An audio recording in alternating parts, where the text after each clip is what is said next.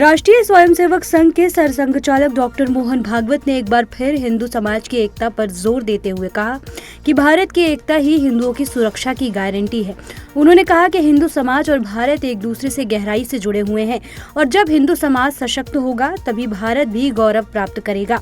RSS के मुखपत्र organiser weekly को दिए एक विशेष इंटरव्यू में भागवत ने पड़ोसी देशों में हो रहे हिंदुओं पर अत्याचार और मानवाधिकार संगठनों की चुप्पी पर सवाल उठाए। उन्होंने कहा, जब तक हिंदू समाज खुद मजबूत नहीं होगा तब तक दुनिया में कोई उनके बारे में चिंता नहीं करेगा। राष्ट्रीय स्वयंसेवक संघ के सरसंघचालक मोहन भागवत ने कहा कि 1948 और 1975 में आरएसएस पर लगाए गए प्रतिबंध राजनीति से प्रेरित थे।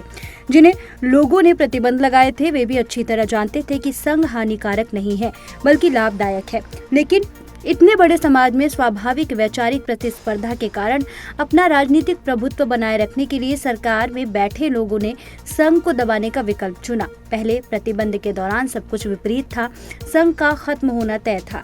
तमाम प्रतिकूलताओं के बावजूद आरएसएस बेदाग निकला और 15 से 20 साल के भीतर न सिर्फ अपनी जमीन वापस पा ली बल्कि और भी मजबूत हो गया। राष्ट्रीय जनतांत्रिक गठबंधन यानी एनडीए के मुख्यमंत्रियों और उप मुख्यमंत्रियों की आज हुई बैठक में अहम प्रस्ताव पारित किया गया। बैठक में ऑपरेशन सिंदूर के दौरान भारतीय सशस्त्र बलों की वीरता और प्रधानमंत्री नरेंद्र मोदी के साहसी नेतृत्व की प्रशंसा करते हुए एक प्रस्ताव पारित किया गया। बैठक में जातिगत जनगणना पर चर्चा हुई। इस दौरान अगली जनगणना में जाति गणना कराने के केंद्र सरकार के फैसले की सराहना की गई।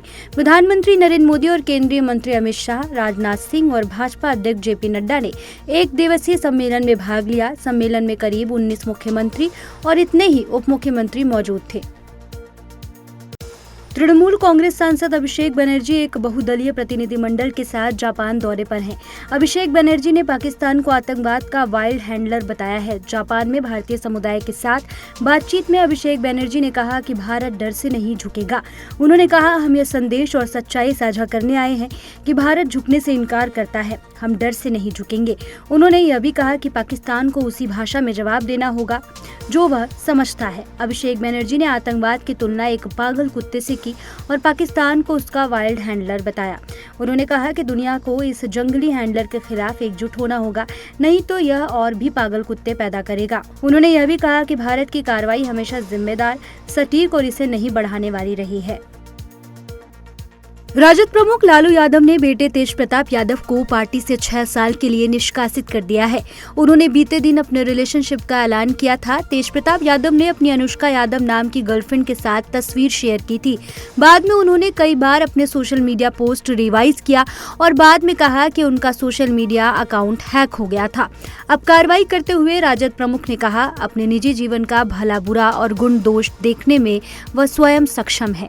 उससे जो भी लोग संबंध रखेंगे वो स्वविवेक से निर्णय ले।